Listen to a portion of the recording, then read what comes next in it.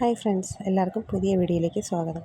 ഇന്ന് കാണിക്കുന്നത് ബ്രേക്ക്ഫാസ്റ്റിൻ്റെ കൂടെ ലഞ്ചിൻ്റെയും കൂടെ എടുക്കാൻ പറ്റുന്ന ഒരു സോയ ചങ്ക്സ് കറിയാണ്. വീഡിയോയിലോട്ട് പോകാം. ഒരു കപ്പ് സോയ ചങ്ക്സ് എടുത്തിട്ടുണ്ട്. അത് കുറച്ച് നേരം ഒരു 10 മിനിറ്റ് വെള്ളത്തിൽ കുതിർത്ത് വയ്ക്കണം. എന്നിട്ട് ഒരു 3-4 പ്രാവശ്യം വെള്ളത്തിൽ കഴുകി പിഴിഞ്ഞെടുക്കണം. അപ്പോൾ അതിൻ്റെ മണം അങ്ങ് മാറിക്കിട്ടും.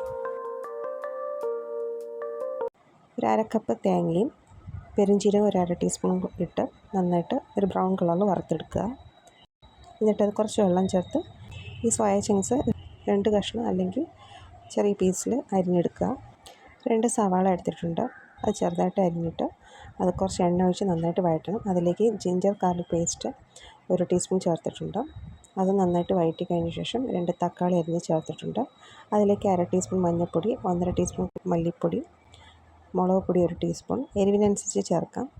മുളക് പൊടിയും കാശ്മീരി മുളക് പൊടിയും നിങ്ങളുടെ എരിവിനനുസരിച്ച് ചേർത്ത് കൊടുക്കാം. പിന്നെ കുരുമുളക് പൊടി അതുപോലെ തന്നെ എരിവിനനുസരിച്ച് ചേർത്ത് കൊടുക്കാം.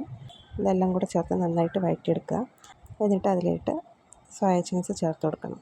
അത് നന്നായിട്ടൊന്ന് മിക്സാക്കിയ ശേഷം ഈ അരച്ച് വെച്ച തേങ്ങയുടെ പേസ്റ്റിൽ അതും കൂടെ ചേർത്ത് കൊടുക്കണം.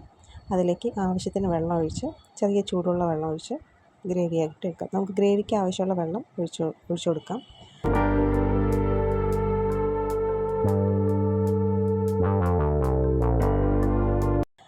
അതിലോട്ട് ആവശ്യത്തിന് ഉപ്പ് ഇട്ട് കൊടുക്കാം. ഒരു 8-10 മിനിറ്റ് വേവിച്ച് കഴിഞ്ഞ ശേഷം കുക്ക് ചെയ്ത് കഴിഞ്ഞ ശേഷം അതിലോട്ട് കുറച്ച് ഗരം മസാല പൊടി ഇട്ട് കൊടുക്കാം. ലാസ്റ്റ് കുറച്ച് മല്ലിയില കൂടെ ചേർത്ത് കൊടുക്കാം. നല്ല പ്രോട്ടീൻ ഉള്ളതാണ് സോയ ചങ്ക്സ്. അപ്പോൾ ഇത്രയേ ഉള്ളൂ. വളരെ ഈസിയാണ് ഈ കറി ഉണ്ടാക്കാൻ. നല്ല ടേസ്റ്റുമാണ്. അപ്പോൾ എല്ലാവരും ചെയ്ത് നോക്കണേ. വീഡിയോ ഇഷ്ടപ്പെട്ടാൽ ലൈക്ക്, ഷെയർ, സബ്സ്ക്രൈബ് കൂടെ ഒന്ന് ചെയ്തേക്കണേ. Bye friends, take care.